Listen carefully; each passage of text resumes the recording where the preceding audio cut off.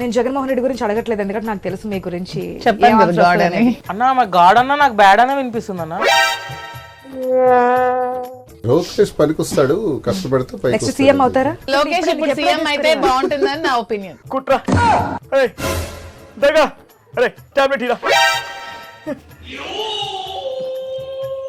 అరే దువ్వడా, మనసులో లోకేష్ సీఎం అవ్వాలని కంకరం కట్టుకొని నా పార్టీలో కట్టపలాగా ఉండి నాకే ఎన్నుపడి పడుస్తారా?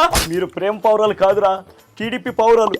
నా ఫ్యాన్ మీద ఎగిరి నా రెక్కలు వంచుతారా, మిమ్మల్ని తరిగి కొడతా.